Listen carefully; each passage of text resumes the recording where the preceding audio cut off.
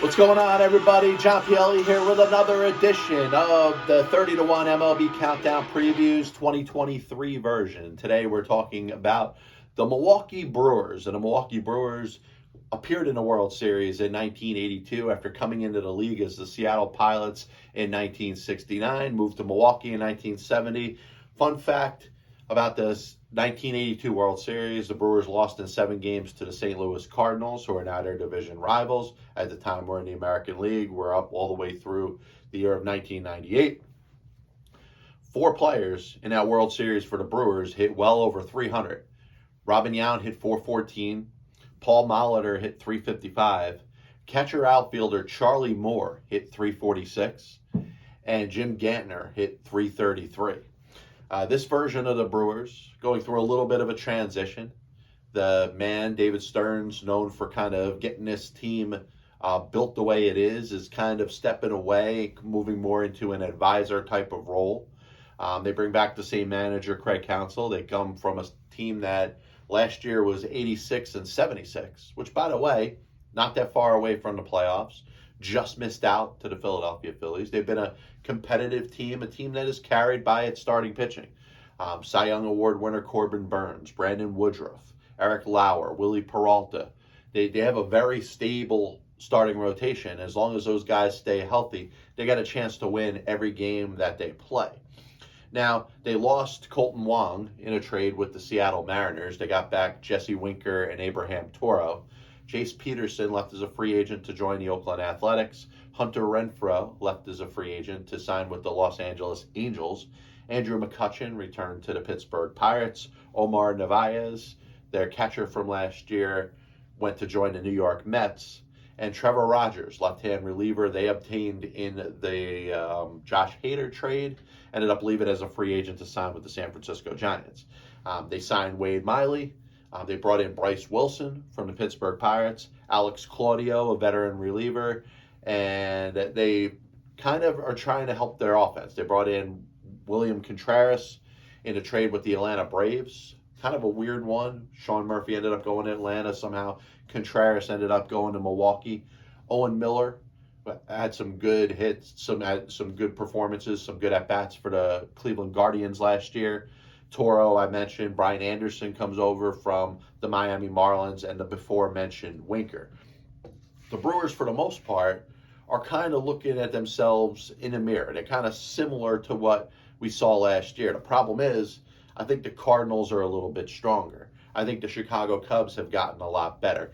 The question is going to be, how do they compete with the likes of the Chicago Cubs? Sometimes you make too many moves in one off season, and you'll hear me when I do my Cubs preview, and sometimes it's not a good thing. Sometimes it could be a ton of talent that you end up adding, and that could not necessarily result in what you think it does on paper. The Brewers are hoping for that. The Brewers are bringing back some consistency over the last 3-4 seasons, and they hope it carries over this year.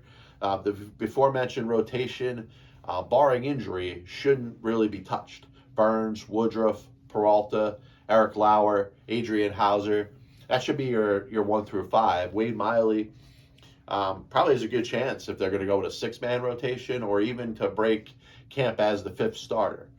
Give some, I think some leadership there.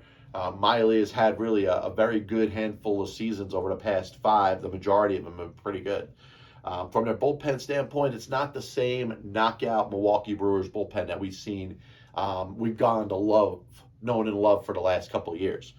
Devin Williams remains there as a closer, which he's taken over for after the Hader trade.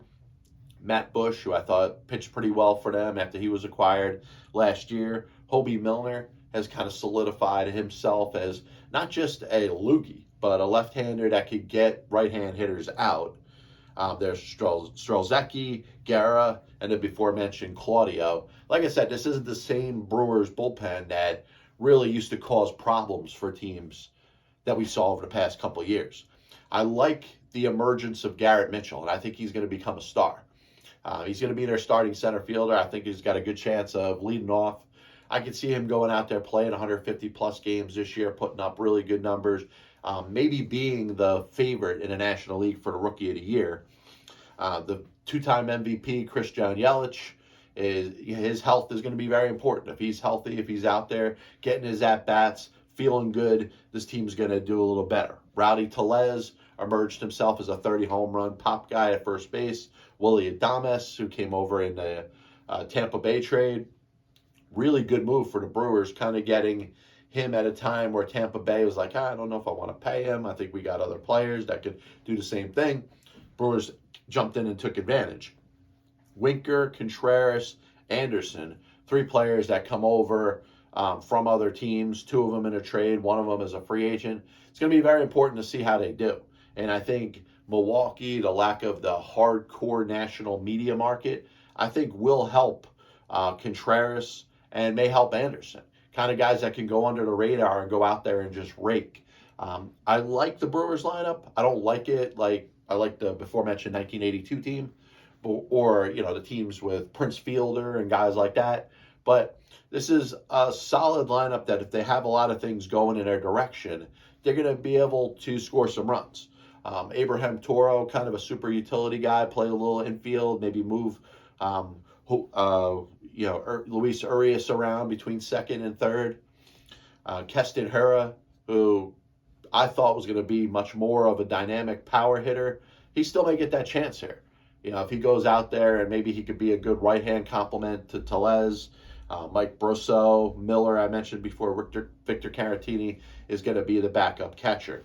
So I'm looking at the Brewers, and when it comes to prospects, I just can't get over how big I am on Garrett Mitchell. First round draft pick 2020. UCLA was a guy that was expected to right away go to, come right to the major leagues and produce. And really, it's only been, a year and a half in the minor leagues or so? So I'm kind of happy to see him. When it comes to the rest of their farm system, they got a couple guys that could be ready for the year of 2023. Sal Frelick, an outfielder. Joey Weimer is an outfielder. Jackson Chourio is probably their best prospect. Their ranked number one prospect was probably more estimated to be here in the year of 2024.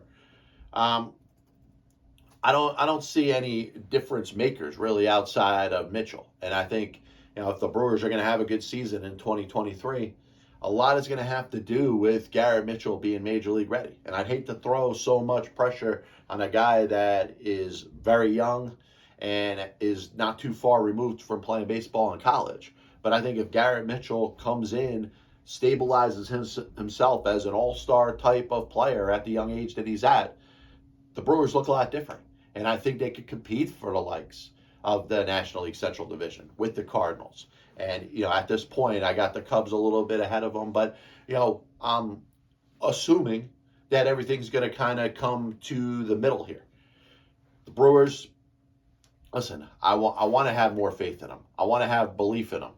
I want to see this team get back to the playoffs because I think their pitching is very strong. If they could get into the postseason, then I think their starting pitching will kind of shine a little bit more.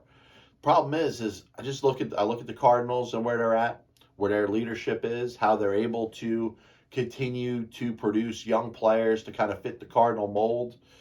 And I'm taking a little bit of a chance on the Cubs this year, which means I got the Brewers at 80 and 82, third place in the National League Central Division. Now, there's plenty of room for improvement. They could outpredict or they could outshine my prediction. But right now, I got them with the 17th best record in Major League Baseball. This is John Pielli here, Pass Ball Show, 30-1 MLB Countdown Previews 2023 version. If you want to check out some of the rest of them or my podcast, The Pass Ball Show, you could check it out on Spotify, Apple Music, Amazon Music. God bless you. And as always, I'll see you on the other side.